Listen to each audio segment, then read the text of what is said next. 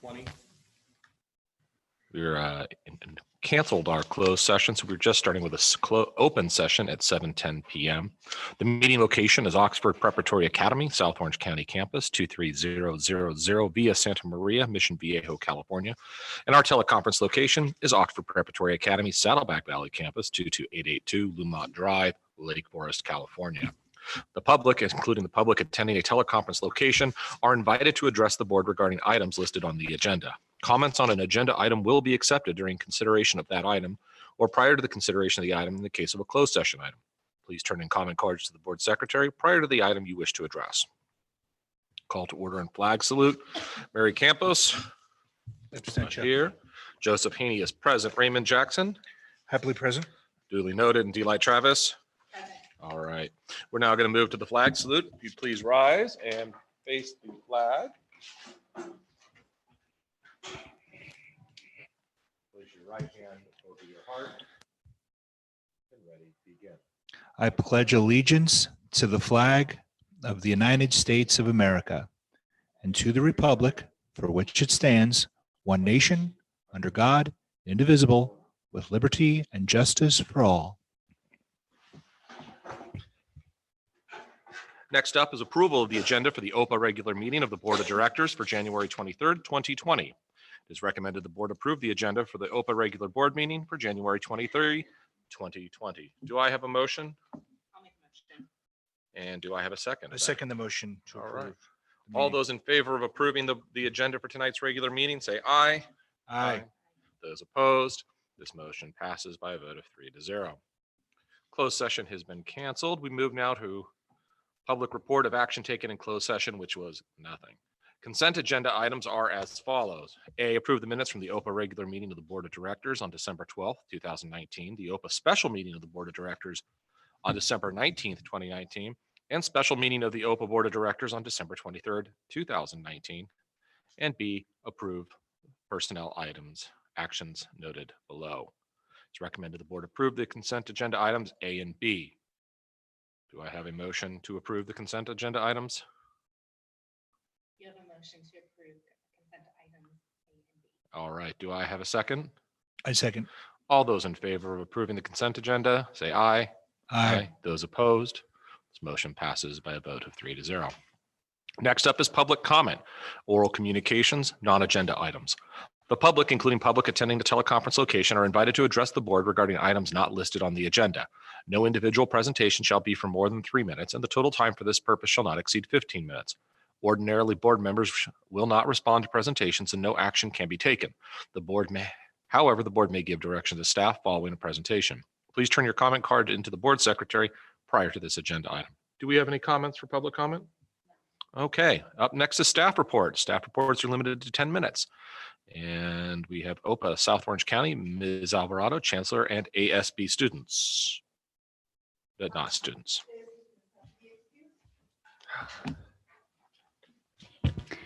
Good evening, members of the board and administration. I'm very, very excited with some information that I'm about to share. I'm going to save the last one for the best one for last, I should say. And we're just waiting for the presentation. But we had our open house yesterday. I know SV is having it today. And we had a great turnout of our parents here who are very supportive, are very engaged in what we do here at OPA. And the first slide, I wanted to share with you guys where that came from. So if you look at it, this was a creation by one of our first graders in Ms. Buss's class. And I ran into this during open house. Our student one of the activities was for a student to create their own personal flag. What would it look like? And this was the only student that came up with his personal flag was OPA. And that tells you a lot about how our students feel about OPA. But he was able to share with us how much he loves it. So, and then on the right-hand side is mom and also his professor, Ms. Buss. I also wanted to share some other pictures. If we could move on to the next slide. from our open house, which took place yesterday. This room was completely full, as you can see on those pictures. We had a great turnout. Parents started here the evening for about 15 minutes. I started with a chancellor update, and I shared with parents how our school is doing in terms of our CASP scores for ELA and math, and how we compare to other districts in the surrounding area. And they were very pleased to hear who we are and where we're at. That was my water. I also shared other things that we are doing here at OPA to support students. And our Dean Velez also shared the PBIS update so that parents were aware of what we are currently doing. And we hope to share with you guys or with everyone at the next board meeting about what PBIS is, what we have done, and what the next steps are for the future. And then the last update was, last 5 minutes was ASB, where they provided some information to parents about what they're doing, and also a fundraiser for a new sound system on our campus. The next slides is a representation, only a few pictures. I wanted to show you what, that during our open house, the 5 C's were evident. Communication, collaboration, critical thinking, creativity, and compassion. And if you look at the first picture that I, on the left-hand side, it was a kinder activity where students recorded their own voices recorded themselves, and they talked about what was their favorite thing about them and why. And then a QR code was utilized, and students were showing their parents how to use a QR code. These are kinder students, and what they can do to listen to what each of the students recorded. On the next picture, we have critical thinking. And so students were putting together or planting seeds using soil, and then going through the different stages and learning more about that. That was during open house, and students were showing their parents how to do that. That was first graders as well in kinder. Next slide. We have a little bit more about the 5 C's, and there was a lot of creativity going on. As you can see on one of the classrooms here, this is Ms. Strong's class. Students put together some projects. They were sharing with their parents, a lot going on. They were also showing their parents some of the simulations for their science. And then the last one is kindness chain. That was, if you remember at one of the board meetings, the kindness chain was shared, and you guys added your own to that chain that we're still growing, and that we will continue to work on until the end of National Kindness Week. Next slide. The last thing I left on here is collaboration.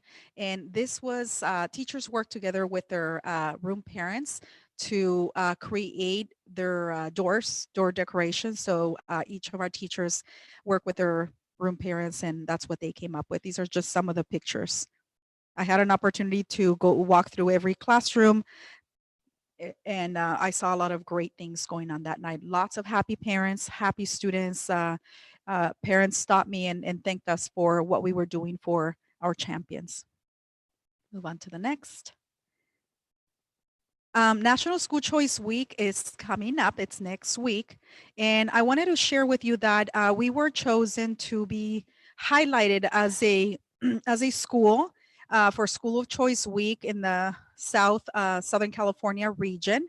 And we will be taking a group of about 30 students to the Queen Mary. And our students will be performing, band students will be performing, two band parents and 3 Honor Society parents will be joining us that day, and 30 students so that they can highlight who we are and our performance. And there's a list of all the different schools right below that will be attending that day. And if you could play that video that ASB put together. And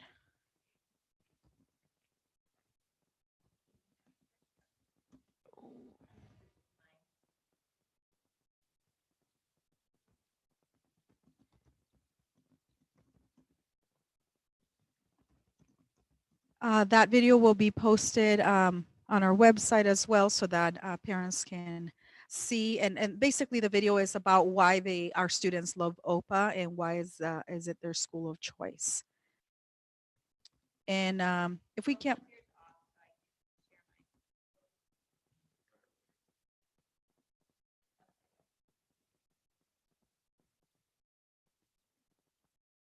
If not, that's.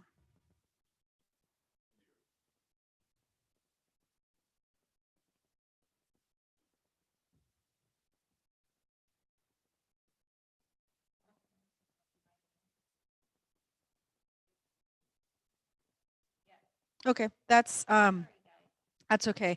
The last item I have on here is a project that we have been working on, and so we know that the importance of community service, and community service is usually something that we we have high school students do, but what I've learned from my experience working with high school students is by the time they get to high school, they're too busy. They're in sports, they are doing different activities after school, honors classes, AP, and not enough is being done, not only here at SOC or our organization, but everywhere, all over the place. There's not enough enough opportunities for our students that are in elementary and junior high ages. So what I decided to share with some people, some ideas that I had, and we are putting together a day of service called Champions Spreading Kindness that will be on February 22nd, 9 to 12. I hope you guys can join us. And what this will be is it started as an idea of having just different activities here on our campus for our students to give back to the community. And then it led to me reaching out to the city of Mission Viejo, and they agreed to provide or to put together an event so that 100 of our champions can plant trees in a park here in the city of Mission Viejo. So they will provide us with all the tools, everything we need so our students can give back to their community. And then we will also be putting together other activities. One of them that I'm very excited to let you know is that our band will be performing at a local, that's the plan, at a local senior center so that we can provide some happiness and some music for the elderly. And then I spoke to ASB about other ideas. So we're finalizing the event. We should have more information and final information by next week, middle of next week. But our goal is to have 100 champions volunteer on this day, and we are making this an annual event so that we can provide that for our students. And then the last thing that we will do is we are going to recognize our students on Monday morning, the following Monday, and go to each of their classes for those students who participated in our Champion Spreading Kindness event. That's all for me. All right. Thank you. Thank you. It says plant 50 plus trees. Is that like, but nice. Love it. And next up, it's OPA Saddleback Valley with Mr. Bridges, the chancellor, but it's my understanding from running into Mr. Bridges, he is still on campus and will not be here this evening. Yes, he is at open house, at his own open house tonight for Saddleback Valley. So, so we're going to give Mr. Bridges a pass tonight. All right. Next up is item 7, items scheduled for presentation. Presentations are limited to 10 minutes. First is our financial update with Ms. Parikh with EdTech.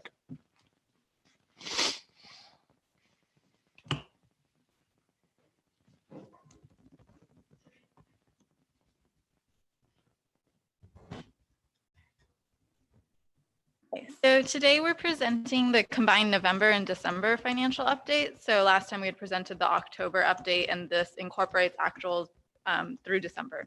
So the operating income for both schools is projected at a surplus at this point, which is better than budget, which was an operating loss. Between the two sites, we're at about $1.2 million above budget in our operating income projection. The fund balance is also looking really strong at both sites with positive reserves at about $2 million for both sites. We wanted to give you a quick update on attendance since that drives a lot of your revenue for the year.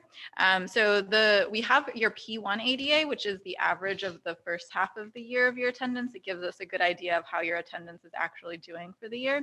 And so what we've done is we've taken the P1 ADA, which is the far right greenish bars on this chart, and adjusted your P2 ADA accordingly for both sites. And so you can see for SOC, we actually increased the P2 ADA forecast, which is the actual number that drives your revenue, up from the 761 that was budgeted up to the 770 based on the fact that P1 came in so much higher. It is lower than P1 based on historical trends, but so we're staying conservative on that, but we have increased it and accounted for increased revenue projections. SV, we've remained the same. So it is the same in terms of the P2 forecast, but the P1 came in slightly higher. And so that's why it's right around where we were anticipating. So we didn't adjust that at this point. Any questions on attendance? P1, P2? P1 means period 1. Period 1, period 2. Yep.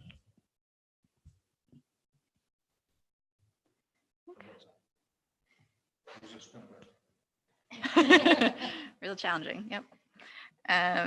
Okay, so then in terms of our forecast updates for SOC, we are projecting an operating income of $707,000, which is up $465,000 from our previous forecast. So the biggest driver of that is $330,000 from local revenue, which is the same adjustment that we had from the last meeting. And then the other adjustments that we have for South Orange County is attendance. So we had an increase of almost 9 ADA for our P2 forecast. So that translated to about $80,000, $83,000 in additional revenue. The other adjustments, prior year lottery is related to lottery that you received from last year, but was not accounted for in the revenue projections from last year. So it's helping this year's financials. And then the unduplicated count, this is your low income and English learner population. It came in higher than what was budgeted. And so that's translating to about $26,000 additional revenue forecasted. This doesn't get certified. This is like preliminary numbers. So it does get certified here pretty soon. And so once those numbers are adjusted, we'll be able to give you a better update on that as well. The remaining adjustments are pretty small. We have $2,000 increase for mental health revenue based on the budgets we just submitted to your SELPA. Other miscellaneous is related to prior year expenses that exceeded the budget. The marketing and recruiting is also expenses that exceeded the budget. And then office is related to the addition of the AP staff on staff from contracted. And then SV has similar adjustments, but not as much of an increase. So for SV, we're projecting a $317,000 surplus, which is up from the $135,000 we previously projected. Local revenue being the biggest driver, same reason as SOC, the 183. The mental health funding at SV is actually coming in higher. So you have more services for mental health, which means that the funding can be higher based on having enough expenses for that. And so what that's meaning is that you're projected to have additional $33,000 to serve those students that require mental health services.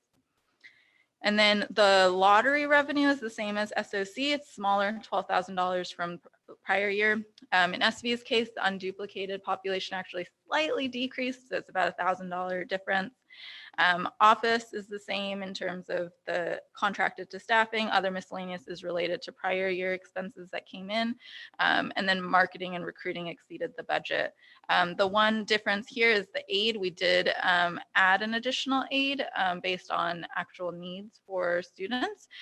So we have an additional aid forecasted for the full year at SV. Any questions on the adjustments? Okay, so then cash flow forecast. Both sites have strong cash flows. In December, we have about $1.7 million for SV and 1.4 for SOC in the bank. We're projecting that to stay relatively flat for the rest of the year and not anticipating any significant adjustments in terms of the cash flow by the end of the year. And it dips down a little bit just based off of when we get our payments on various things. Yeah, like SVs dip down a lot in December from November, and that's due to the timing of the in lieu payment. In terms of key opportunities and risks, these are generally things that we're noticing that are either there's some uncertainty around it based on communication with the school, or just trends that we're seeing. And so in general, a lot of these could go either way, but we did flag enrollment and attendance on both sides, though it seems like SOC has less of a risk than SV in terms of the P1 ADA, coming in higher than where we're at. And then in terms of trends we're seeing, just the facility repairs and the non-instructional consultants, those are areas where they're trending higher than, or they're trending high compared to the total budget. And so that's something that we're just keeping a closer eye on. Questions? And then the last item I have is a summary of the November and December check and credit card register. So based off of the registers, I wanted to flag a few of the invoices that we specifically looked at for the presentation.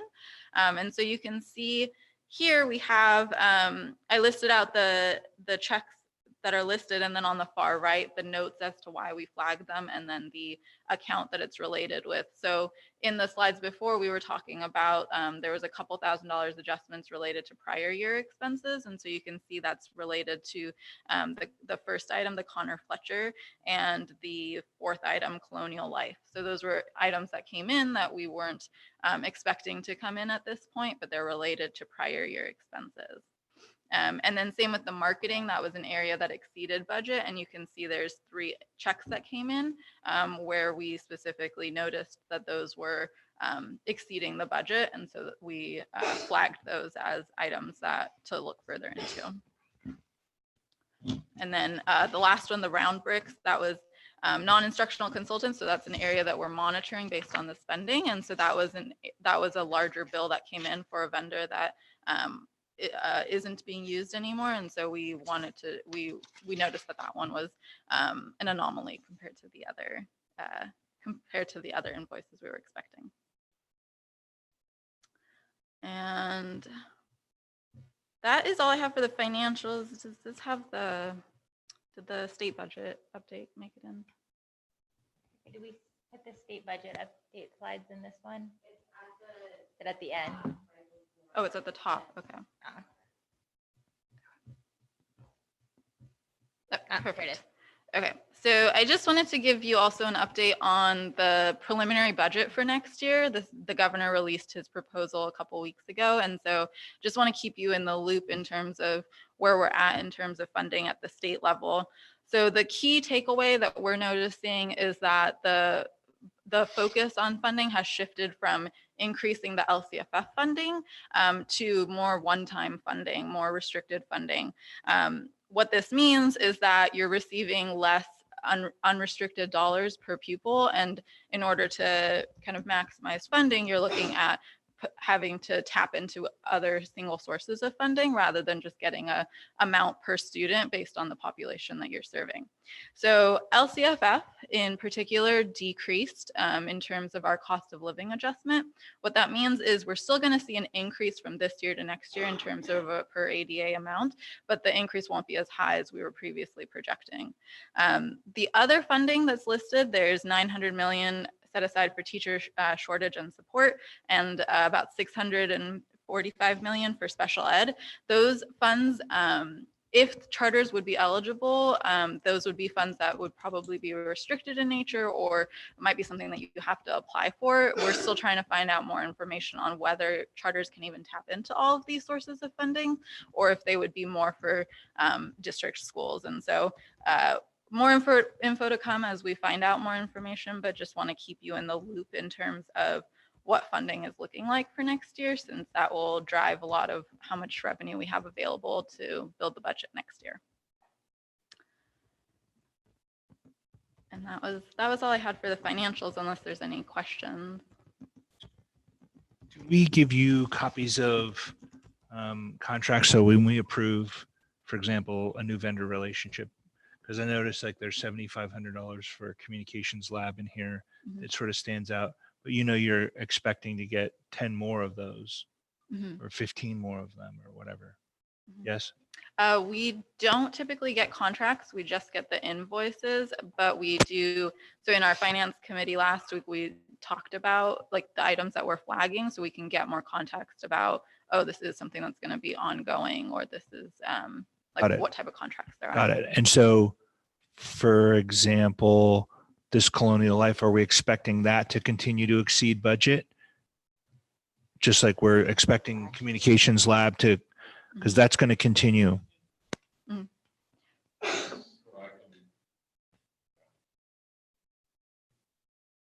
can comment on that. Based on utilization, so it's difficult to know exactly what employees, how much each going to be. So that's how that works. So it probably will continue unless some drop out. We have had some employees drop out based on, again, what the needs are for additional. That's just the Colonial Life part, right? It will be variable.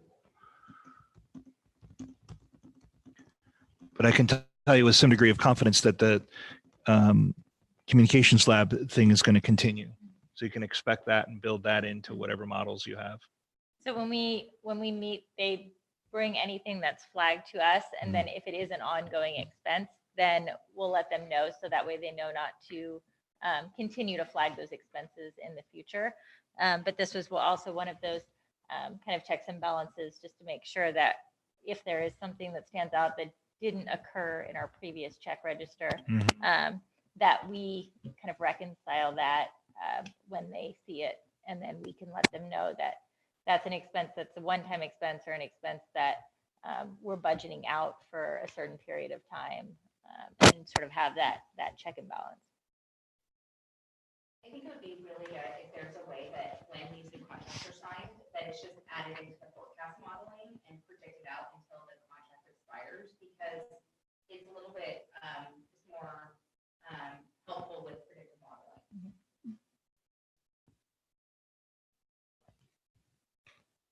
You hear how eloquent she put that? Like I was really trying hard to say what she said, but it just didn't do it.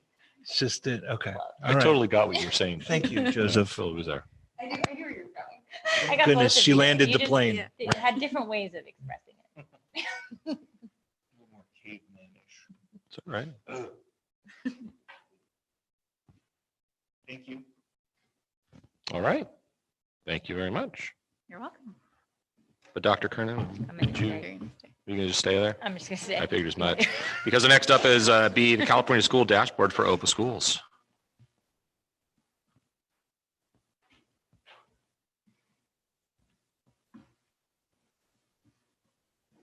All right, so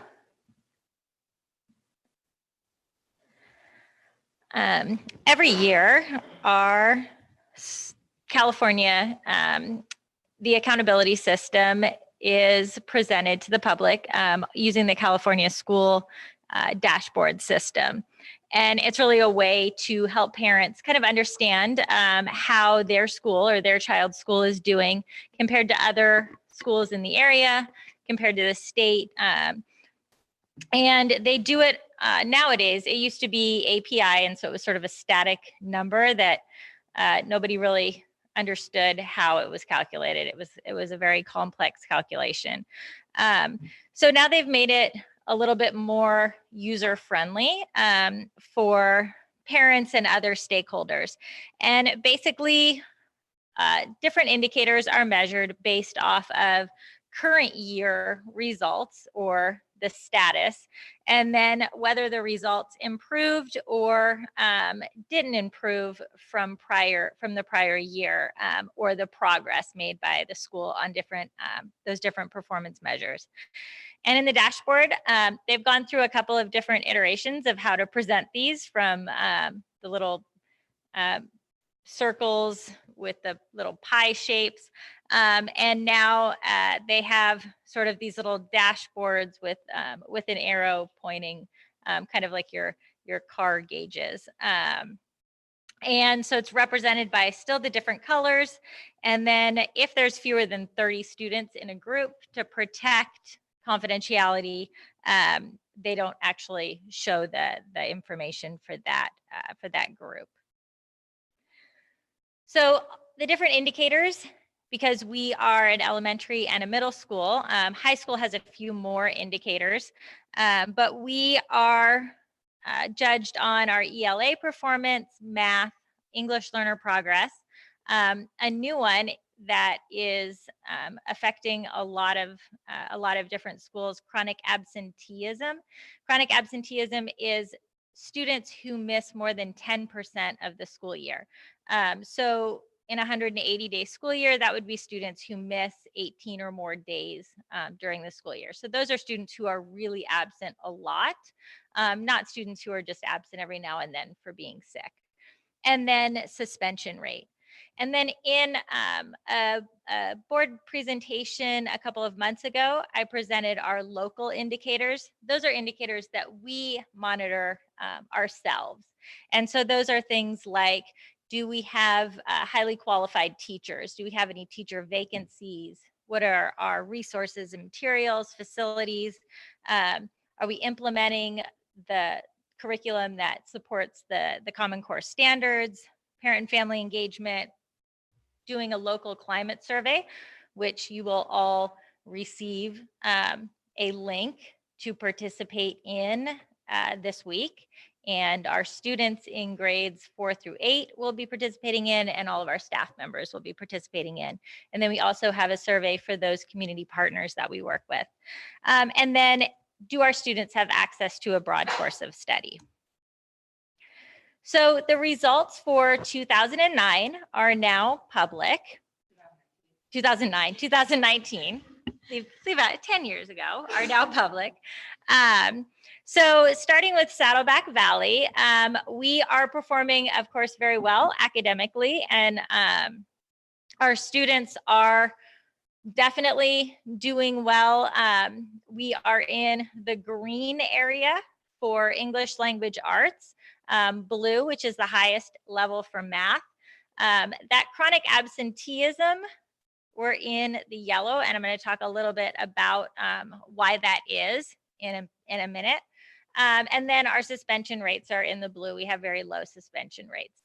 But again, chronic absenteeism is that kind of new indicator that that schools are looking at, and different schools with different socioeconomic levels have different issues with this chronic absenteeism, but we're seeing that schools in very low socioeconomic areas have high chronic absenteeism, as well as in very high socioeconomic areas have high chronic absenteeism, but for very different reasons. So usually in high socioeconomic areas, we do have a lot of students who will take off for vacations, or simply because they take off a lot of Fridays to go out of town or skiing in the wintertime, things like that. A little bit different than the issues causing the chronic absenteeism in very low socioeconomic areas where, you know, kids are working, or parents are having a hard time getting them to school, things like that. But it is an issue sort of in the opposite ends of the spectrum for schools in high socioeconomic areas as well as low areas. Whoops, I skipped one. So kind of digging a little bit deeper, again, the dashboard really looks at where we are and whether we've improved or gone down in certain areas. So the reason that we are in our Saddleback Valley is in the green for ELA is, although we're incredibly high, if you look at us compared to other schools, we're 54.9 points above sort of the average mark. And that's incredibly high. But the reason that we are not in the blue is because we went down 3.5 points. So it's a really small decrease, but with the way the dashboard works, any decrease will knock you out of the blue. and put you into the green, no matter how high your kids already are. So even if your kids pretty much had a perfect score, if you went down the next year by 3 or 4 points, you would move out of the blue and into the green. So it's a way to make it equitable between schools. If you had a school that really the students were not doing very well, it would be almost impossible to get to the blue if you had to do it just based off of performance. So it's a way to provide equity, but for schools who are really high performing, it does sometimes, it's hard to maintain that perfectly every year without having little fluctuations that can cause you to move from green to blue. As long as we're in green or blue, though, our students are achieving well, high performing. So same thing for math. The reason math is in the blue, we also increase 6.6 points. For Saddleback Valley, our English learner population is not big enough to get a score. We only have 23 English learners, but our English learners are doing really well. 73% of them are making progress towards English proficiency. So we're performing at a very high level. Like I said, the chronic absenteeism, even though we we're in the yellow, we have 2.6% chronically absent, and that was an increase of 1.7. If you think about our student population at Saddleback Valley, we have about 640 kids. 1.7 is less than 12 kids. It's about 10 kids. So it's not a very big number of students, but we still want to take a look at why those certain students aren't coming to school, and really make sure that we're putting in a lot of interventions to try to make sure that parents are aware and we're getting kids to come to school all the time. And then our suspension rate is 0.5. It was maintained from last year. And it actually went down 0.2, but that's a negligible amount. So that kept us in the blue. South Orange County, very similar results. Our scores are performing pretty similarly. English language arts in the green, math is in the green, chronic absenteeism, yellow, suspension rate is in the green. The English language arts and mathematics, although SOC actually has a higher status level than SV and pretty much any other schools in South Orange County, we're in the green because we did decline a little bit. And so we want to make sure that we are remaining steady and we're not declining, because that's actually what put us in the green. So even though we are performing at such a high level, we want to make sure that we aren't starting to slide backwards. We want to make sure that we continue performing at that high level. Chronic absenteeism is pretty much identical to SV as far as the numbers and the subgroup populations. So we want to make sure that, because our students with disabilities and socioeconomically disadvantaged students are the ones who are in the lowest level at both of our sites, that we're really taking a look at why some of those students also aren't making it to school, and provide those parents with some supports. And then again, the suspension rate actually was identical between the two sites at 0.5, maintained, down 0.2%. These charts sort of show you how those scores are determined and where we fall. So if you look at like English language arts, the reason we're in the green, you're considered declining significantly if you just go down 15 points or more, and declining if you go down 3 to 15 points. So anytime you go down at all, you're going to get knocked out of the blue into the green. So that's why we just want to make sure that we're either maintaining or we're improving each year, because if we do, then we're sort of automatically in the blue based off of our very high scores. So for engagement, that would be our absenteeism, and then climate would be suspension rate. Again, we want to make sure that those things are not increasing, especially for any of our subgroups, and that we're keeping our absenteeism low and our suspension rates low across the board. So again, some of our strengths: very high academic achievement, well above standard and well above most of our kind of surrounding Orange County schools. We have very high EL progress, 70%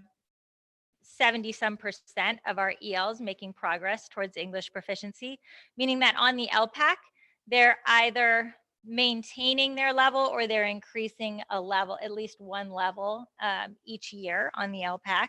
We have very low suspension rates. At SOC, all of our subgroups are green, even for math. So even our special education students, our English learners, they're all in the green for their math scores. So that's really good. One other sort of interesting thing is our students who are reclassified English language learners are actually performing higher than our total student population at SOC. So all of the supports that we've put in place for our English learners, even once they reclassify, is helping them to really perform well and continue to perform well even after they're reclassified. And then over at at Saddleback Valley, we have all of our subgroups in green for both ELA and math, except for our students with disabilities. And so we do, again, need to look at making sure that that subgroup population, that we're providing enough interventions to make sure that they're performing well. So then for our areas of growth, for SOC, we did decline 18 points for ELA. However, last year, we had just begun implementing a standards-based ELA program here at SOC. SV had that program for a few years already. So we're hoping that having that really strong English language arts curriculum will help to make sure that that decrease does not continue. Our students with disabilities declined in ELA, actually went down to the yellow. So again, having that structured program, having those interventions that are built into that program, we're hoping will help with our students with disabilities. We did have a slight decrease in math, and we are looking at some different math programs to make sure that we do have the best program for our students, and that it's an engaging program, and that it has a lot of different supports and interventions for students that might be struggling. Then again, with engagement and climate, just really working with our families to make sure that they're bringing their students to school and that they understand the importance of being at school every day. And then also looking at our suspension rate for some of our subgroups and making sure that that we're not suspending students disproportionately based off of looking at the different subgroup populations. Same thing for Saddleback Valley. In a lot of areas, they also declined in ELA. So also just putting a lot of supports in place for our teachers, professional development. And then the same thing with the absenteeism and suspension rates, just looking at our subgroup populations and making sure that we're meeting the needs of all of our students. So some of our focus areas, I got a lot of great feedback when I was walking around SOC last night for our new science curriculum. A lot of the different activities that were happening in the classrooms were based off of our new science curriculum and all of the great hands-on things that the kids are able to do with that program. And so it's very exciting, and sort of the science scores, the embargoed science scores came out today, so I can't actually tell you what they say, but I can tell you that they do say that we did very, very well on the science test, continuing to really outperform a lot of the other Orange County schools, but I can't go into more detail than that. providing some ELA curriculum training for our teachers to support the ELA curriculum that we've adopted, having our teachers do more interim assessments to see exactly where the kids are and use that data to drive their instruction, making sure that they're filling any gaps. And then also using data and using a lot of our new curriculum and resources to support our different subgroup students, as well as just our struggling students who may not fall into one of those subgroups, and really determining who those students are so they don't sort of fall through the cracks, and providing them with supports. Like I said, we're also doing some math curriculum pilots. There's some really great new curriculum options out there. And so we have, our teachers are pretty excited to be trying some different things out. And at each one of our sites, we've implemented PBIS, or positive behavior interventions and supports. I know all of our administrators have been working like crazy, along with groups of teachers, to put a lot of new systems in place to try to get our students engaged, giving them different incentives and rewards. I think Garrett was out in a tutu the other day, handing out raffle tickets. So just really trying to make it a more positive environment and a motivating environment when we're dealing with student behaviors. And then again, a lot of incentives and awards, not only for academic achievement. We still are making sure that we're providing a lot of incentives and motivators for academic achievement, but also for things like behavior and attendance and just doing the right thing. And that fifth C of compassion, of being just a good citizen and a good person. So that is our results for the California dashboard. Any questions? It's a wonderful presentation. It would be great to share this out in a press release, or just share it out with parents when appropriate. Yeah, and we'll also post it on the website, on the front page of the website, so that parents can review it, and as well as the link, now that the dashboard is open and public, we'll put this up there, and then the link so that parents can go if they want to dig deeper into the dashboard results, or look at comparisons with other schools or anything. All right, any other questions or comments from the board?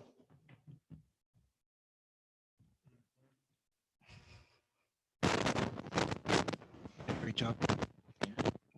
And one of the things that I particularly love is your ability to anticipate all the questions that might come. And so I feel that I'm underwhelming you with my questions right now, because you did such a good job. I try to read your mind. You do a great job with that.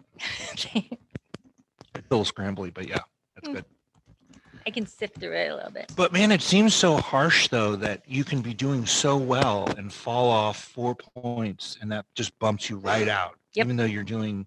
Yeah, I mean, we're way, way higher than a lot of other schools that are in the blue, but it's just that 3.5 points drops us down. Wow. Crazy. Okay. All right. We just have to keep doing really well and just keep doing really well. Only go up. So Dr. Kernan, would you like to stay up? I'm going to just stick around. Okay, we'd like you to address the 2018-2019 school accountability report cards for OPA Saddleback Valley and OPA SOC.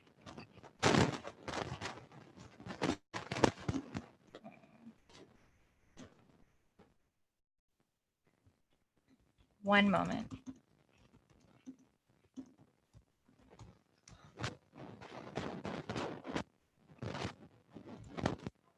Sorry, my thing was not up.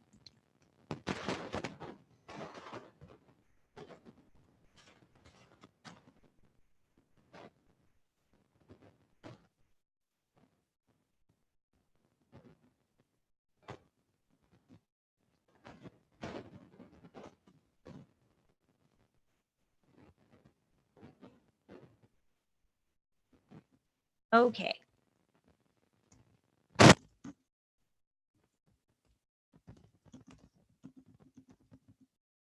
Flipping between too many tabs. Okay, so very quickly, each year, schools have to create a school accountability report card. Basically, it shows how the school is doing in a variety of different indicators. And so that has actually been a requirement by law since 1988. So you can actually go back and sift through SARCs all the way back to then. But really what it does is it gives a very kind of short, a couple of page synopsis about each school, containing everything from demographic data, school safety information, academic data, class sizes, curriculum descriptions, and then fiscal and expenditure data. So it's pretty much like a one-stop shop to find out everything about a school. So our chancellors and deans have been working on their school accountability report cards and have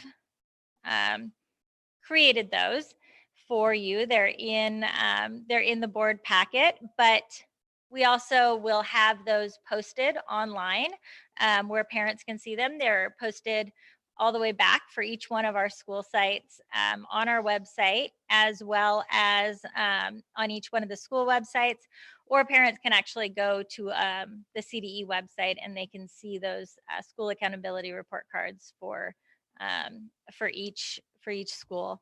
Also, if a parent wants a hard copy, they can come to the office and we can provide them a hard copy in English or Spanish of the school accountability report cards. So each year we need to publish those and have those board approved so that we can present that information to our parents and stakeholders. That's my very short SARC update. All right. Do we have any questions? Comments? It's a really good summary. It's in the board packet.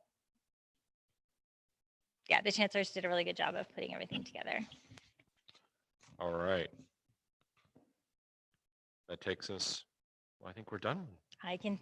Unless you just want to stay sit up down. there. No, I'm good. No, you're okay. All right. All right, you can have a break. Next up is the communications plan update with Ms. Marks, Executive Director. Well, I have big shoes to fill, but just a brief report on our communications update and our communications planning. In the next few days, our stakeholders will, if they have not already, received an invitation to complete a brief but important survey, online survey, to gain a deeper understanding of their insights and opinions. It's important to point out that the surveys will use only minimal identifying attributes. So we're not as interested in what a particular person has to say as much as we're identifying patterns, similarities, and similar thoughts. And the responses will be used to help OPA generate positive media, drive awareness to the organization's website and social media channels, and increase brand awareness, among other strategic initiatives. I encourage everybody just to take a few minutes out of their day if you receive, and you all should be receiving a survey, and please tell us, please respond. As I said, your feedback is the core of what we need to know as we become better communicators as an organization, and as we plan the future of our schools together. After the surveys have been completed, the window closed, and again, it's an online survey, and we're looking at identifying the results with analysis. Some deeper interviews will flesh out survey findings. So we have 4 stakeholder groups: students, parent, family, staff, and community partners. And we'll ask 4 or 5 from each group to work together and work with Communications Lab. And we'll dig a little bit deeper as we share some of the survey results and find out a little bit more about what they mean, and help us answer some additional questions. Also, another note, we are reactivating our social media. It's been rather dormant, and I think we're all agreed that we have a lot of great things going on. And also there's just that need to communicate So we'll be doing that very, very shortly. And I think that's it for now. All right, very good. Any questions or comments from the board on that? Okay, we're quiet tonight. Moving on is item 8, board reports and or comments. We'll start at the far end of the table. Ms. Travis, do you have any? Nothing to comment. Next up is Mr. Jackson. Anything to comment? Nothing. Well, I don't want to break that no hitter we have of comments, and I will thus say no comments. Next up is the executive director's report. I have 2 items All right. to report out on. Capistrano Unified School District Board of Trustees approved the material revision to SOC's charter. And we were very pleased to be there for that. And again, what the material revision does is it grants an enrollment priority for siblings of students who are currently attending OPA, but they live outside the district. And again, it's difficult when you have children in different schools, much less different school districts. So we do want to keep our families together and not create problems in terms of disruption, transportation.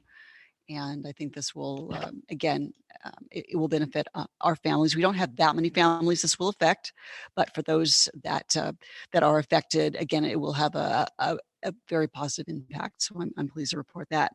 Secondly, OPA submitted a request to submit the Saddleback Valley petition for charter renewal in September. The dates for submission range from, I think, September through March. So September 2020 through March 2021. And we've requested our first choice is September, our second choice is October. We're waiting to hear back. There are 9, it's my understanding, there are 9 petitions for charter renewal. And Orange County Department of Ed is limiting the submissions to 2 per month. And that's not counting any new petitions that are coming their way. So we're working within a partnership to plan accordingly. Thank you. Thank you. Takes us through the executive director's report. Now up is to 10 items scheduled for board action. First is A, approval of master contract with Mardan School to provide special education services. An LEA district may choose to enter into a master contract with a non-public school MPS, a private non-sectarian school that enrolls individuals with exceptional needs pursuant to an individualized program and is certified by CDE. It's recommended the board approve action agenda item A. Is somebody presenting on that? I'll talk about it for a minute. Sounds good. So as part of our role in providing services for our special education students, sometimes those students have needs that for whatever reason we can't fill here on campus with our resources, and they need a more restrictive environment with more support. And so in looking at that, a lot of different school districts, different schools will contract out those services. Sometimes it's just for individual services, counseling, things like that. And sometimes it's actually for providing their daily education. And so we are contracting with Mardan School to provide those daily educational services for students who may require that more intensive support. This isn't taking away from any existing services that are currently being provided over there, correct? No, as part of the IEP, we actually have to continue those services that are part of their IEPs. So they'll still be receiving any of the same services that they would be receiving here. They would just be able to be provided some more intensive services in specific areas.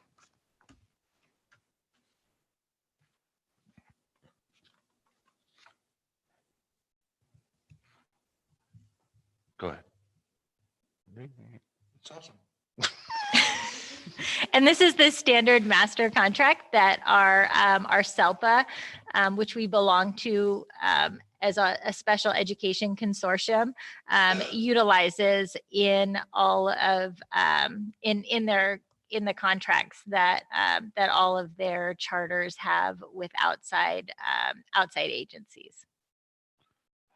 So for those of us that are not educational professionals, explain how this would work for a student who then becomes, if we have a student who is determined that they're better served and their parents, I assume, agree that they're better Yeah, it served would be an IEP team through decision. Mardan. How does the student then become a student at Mardan and then The student would go to school at Mardan. However, they are still considered our student. okay, So we would oversee their IEP. We would oversee their services that they're receiving. We would still be part of their IEP team. They would just be receiving those services at that alternate location where they have resources that are a little bit beyond what we're able to provide. But the student would still be considered an OPA student. We would be still receiving the ADA for that student and receiving any of the special education funding for that student. We would then be paying this other agency to actually provide some of those services out of the ADA that we're receiving. so the ADA comes in and we then send all of the ADA, a portion of the ADA? We have an ISA, an individual service agreement with them where they outline what they charge per day for each student.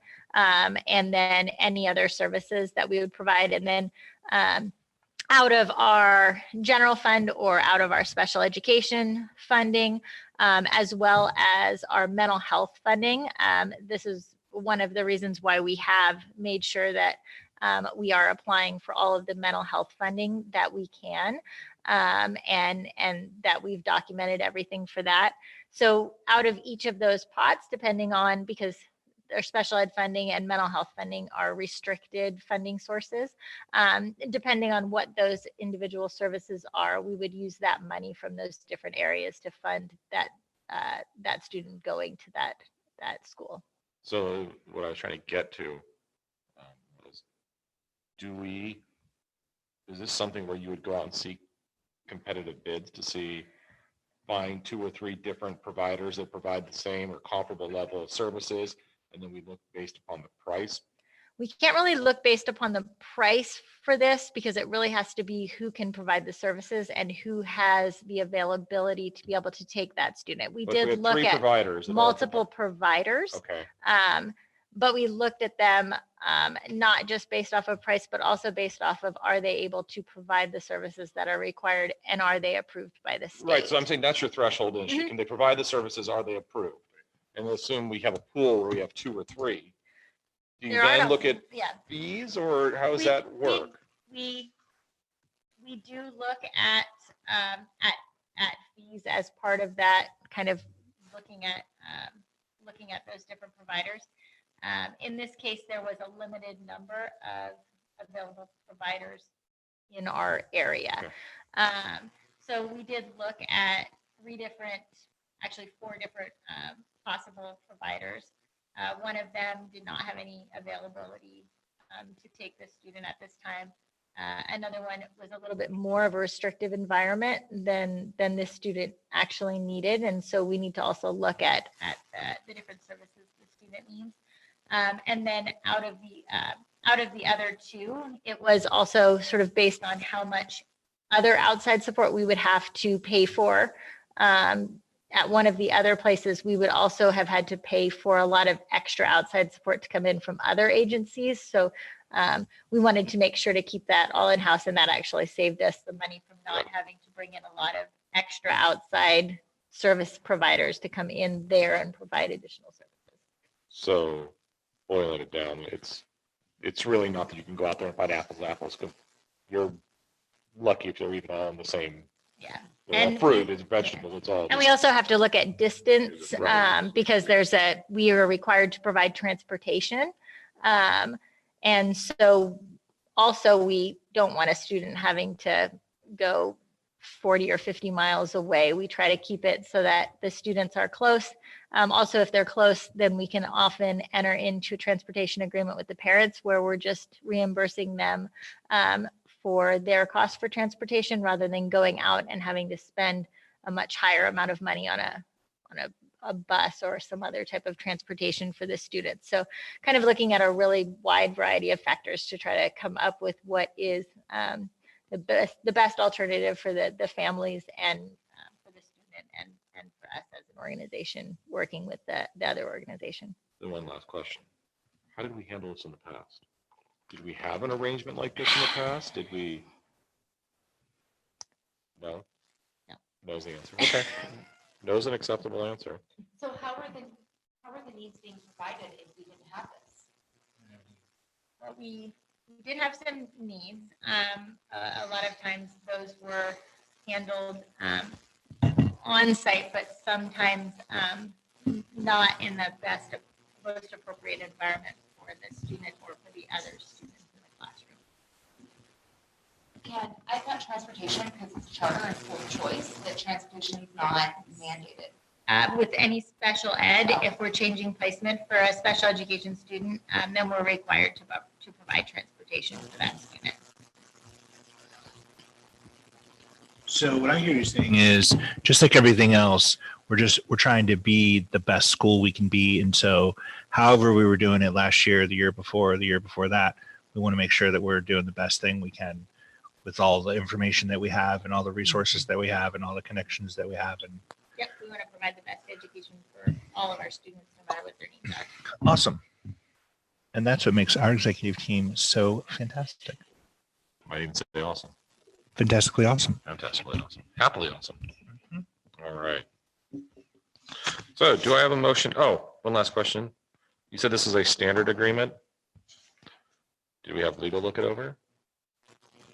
Or is there no room for negotiation on this? You take Our it. actually our legal who does our special education was the one who created this. Oh, So they looked it over. They probably looked it over. at some point. All right. Do I have a motion to approve the master contract with Mardan School to provide special education services? Motion to approve. Second. Hey. All those in favor of approving the master contract with Mardan School to provide special education services, say aye. Aye. Those opposed? Motion passes unanimously. Next up is approval of the 2018-2019 School Accountability Report Card for OPA Saddleback Valley. EC Section 35256 states that the governing board of each school district LEA maintaining an elementary or secondary school shall develop and cause to be implemented for each school in the district a school accountability report card. As recommended, the board approve action agenda item B. Do I have a motion? I'd like to make a motion. Second. Any conversation? All right, all those in favor of approving the school accountability report card for SB, say aye. Aye. Those opposed? This motion passes unanimously. Next up is C, approval of the 2018-2019 school accountability report card for OPA South Orange County. EC Section 35256 states that the governing board for each school district LEA maintaining an elementary or secondary school shall develop and cause to be implemented for each school in the district a school accountability report card. It is recommended the board approve action agenda item C. Do I have a motion? I'd like to make a motion to approve action item agenda, whatever I said. C. Yep. C. Do I have a second? Second. All right, any conversation on this? Seeing none. All those in favor of approving the 2018-2019 school accountability report card for OPA South Orange County, say aye. Aye. Those opposed, this motion passes unanimously. Up next is D, approval of revised OPA purchasing and vendor policy. It is recommended the board approve action agenda item D. I did have a question about it. Please ask. Well, we have to prove it. We have to have a motion, then we have to approve the motion, then we can discuss it. Then we can. Okay, well, I will make a motion to approve it. Okay, do I have a second? I'll make a second so we can talk about it. We can talk. There's nothing in here about really conflict of interest. And I know that that's been an issue in the past with vendor and purchasing policies, and I would like to see some language added in there about that. What you have before you is a small portion of the revisions that we are making to our fiscal policies. And all our policies, but especially our critical policies, are constantly under review and revision to make sure we are in compliance, that they are transparent, and they continue our commitment to accountability. So the work we're doing specifically with our fiscal policies, again, we're updating language and titles, which you see before you, and a small increase in thresholds that I can approve. And as myself and a second signer, who is the board chair, can approve.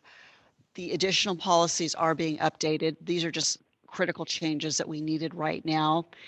A lot of work is being done to actually integrate the text of the FIGMAT guidelines that were adopted by the board in addition or as the school fiscal policies, but they were not integrated into the proper format. So I will bring before you next month a much more complete version of these revisions. So what I'm asking for is, and absolutely, I think it is, we do have policies. It's critical that we review and follow them. And so tonight we're asking for approval of this small portion of the fiscal policies. For peace of mind, every vendor packet, vendors should file, whether it's no conflict of interest, and Eric Quinn, who's here, our technician, make sure that happens every time. So that's a backstop, essentially, as well. Ms. Barley, do you need to turn on your mic? Oh, You have to push it on the right-hand side of the little button. And if you, well, and Jill, maybe what would be helpful is to send, if Joseph desires, for you to send out what a new vendor packet looks like. Because I recall in there, it even says, hey, do you know anybody that works here? And if so, who is it? And how do you know them? Yeah, it's like a full blown, I know this person, I know this person. Yeah, this is my cousin, this, you know, it's really good. It's there, yeah. That's nice. And then there's an indemnification requirement. They need to name us as insureds on their insurance. You know what I mean? And that has to happen. It's really a cool, Great. yeah, really a cool thing. I will do so. All right. Motion before us is to approve the OPA purchasing, the revised OPA purchasing and vendor policy. Any further questions or comments? I have a question, Jill. You said you were going to see some additional, some other things next month, you said? Did I We're hear that going right? to, I'm going to bring the rest of the policies to your attention that need to be updated Okay, or revised okay, or have further detail added to them. okay. And to the extent that we can, if we could have a full look at what the vendor relationship kind of thing is, like how we onboard them, how do we look for them, expenses over X, we get multiple bids. I mean, as an example, right, other than an exigent circumstance or whatever. They are in the fiscal policies. They're pretty explicit, but again, another deep review and revision is needed, and have you take a look at it to make sure we have a policy that's fair and transparent as Yeah. possible. Yeah, and I'm thinking just because the topic came up right now, because Delight is new, rather than give her, you know, this tome of OPA policy-ness to review, we can show her the things that are hit while they're hot. Agreed. But I really do yeah. think that you guys have done an amazing job with that. And so I'm sort of proud to say, hey, check it out. We'll highlight that. It's probably one of the most critical parts of the fiscal policies and for any organization. Mm-hmm. All right. All those in favor of the revised OPA purchasing and vendor policy, say aye. Aye. Those opposed? This motion passes unanimously. Up next is E, approval of job description for OPA Human Resources Manager. It's recommended the board approve action agenda item E. I'd like to make a motion to approve action agenda item E. All right, do I have a second? All right, is somebody on the executive team going to give us a quick debrief on this? I can give you a quick debrief on E, F, and G. Fantastic. As we continue to identify the needs and do the needs assessment for the organization. These positions have been decided based on knowledge, skills, and abilities of what's needed to get the work done in the business office, and support, obviously, IT as well. So that's what these are about. And the related item after the job descriptions is the updating, the amendment of the salary schedule to reflect these changes. All right. So on F or on E, we have a motion that has been seconded. All those in favor, or do we have any conversations? I have a question about the totality of these positions. So we budgeted for these. Are they in the budget? If they're not in the budget, and we communicated this to our backend provider so they can start forecasting. And then I'm like, what is David going to do? What was David going to do after all these people get here? Is there like do we submit a requisition for like some chaise lounges? So, like what? Going to do operations, what he's meant to do. It's just, yeah, here you go. So these were actually budgeted as different positions. And then when kind of looking at what our needs were, we changed the job descriptions around to sort of better meet our needs as an organization. And so they sort of shifted around, but the total sum of their salary is similar to what it was under the previous job descriptions, just sort of moving things around. The net really hasn't changed. I think it's a break-even proposition. Got it. Taking some of the salary off of, kind of decreasing the responsibilities and salary of some of the positions and increasing it of others for a net zero, but a better alignment as far as the needs of the organization. So we're getting all these people to come to work, and it's going to be free, net free. Net, no increase. Okay, that's cool. No, because Amy was like 5 FTE, right? So she's just shedding all these additional full-time jobs. We're that she trying has. to, just trying to, balance everything out a little bit. Yeah. Get everything. And by everything, you mean? But not increase the budget. I don't want to increase the budget anyway. Love it. Okay. Okay. So I think we're- it's, I'd also like to add, since this administration has been managing OPA, we've really taken a careful look at positions that we think align well and fit the operations of this organization, rather than pulling from job descriptions in the past that just didn't fit or no longer fit. So it's not so much about adding a whole different crew. Again, we're very, very lean, and we continue to be so, but some of the job descriptions just are no longer relevant. Got it. I think you spelled my awesome team wrong, but yeah, I hear you. Your awesome team, Jill. Okay, so we're E, ready to go. All right. All those in favor of the job description for OPA Human Resource Manager, say aye. Those opposed? Motion passes unanimously. Up next is F, approval of job description for OPA IT Coordinator. It's recommended the board approve action agenda item F. I'd like to make a motion to approve action item agenda F. Do I have a second? Any questions or comments on this? Copy paste. Copy paste. All right. All those in favor of the job description for the OPA IT Coordinator, say aye. Aye. Aye. Those opposed? Motion passes unanimously. Up next is G, approval of job description for OPA Administrative Office Manager. It's recommended the board approve action agenda item G. I'd like to make a motion to approve action agenda item G. Do I have a second? All right. You any have to question- turn, Delight's saying yes, but her speaker's off, her Okay. mic's off. Oh, is it? Why don't you have a little light around the ring? Your battery dead? There's no light around it. Look how dim it is. Look at mine.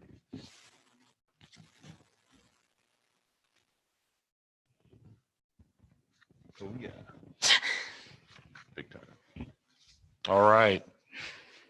All those in favor of the job description for OPA Administrative Office Manager, say aye. Aye. Aye. Those opposed? This motion passes unanimously. Up next is H, approval of the amendment to the 2019-2021 OPA salary schedule. It's recommended the board approve. Action agenda item H. I'd like to make a motion to approve action agenda item H, but we have to call it schedule. Schedule. All right, we can call it schedule. Do I have a second? Second. All right, Mr. Barley, you want to give us an update on this scheduled item? He hung up. Salary schedule, Yes. H. So it is simply an update reflecting the last 3 agenda items Got it. corresponding to the job descriptions that you've approved. Okay. All those in favor of, oh yeah, is there any questions or comments on action agenda item H, the 2019-2021 OPA salary schedule? See how long I keep this None. going? Love it. Seeing none. All right, it is recommended the board approve action agenda item H, the 2019-2021 OPA salary schedule. All those in favor say aye. Aye. Those opposed, this motion has passed. You can schedule it. Next up is 11, adjournment. It's recommended we adjourned. Do I have a motion? I'll make a motion to Motion. adjourn. I love it. Can we bring that same passion to seconding it? Second. All right, all in favor say aye. Aye. Aye. Those opposed, this motion has passed. We are adjourned at 8:31 p.m. Boom. Boom. Cub.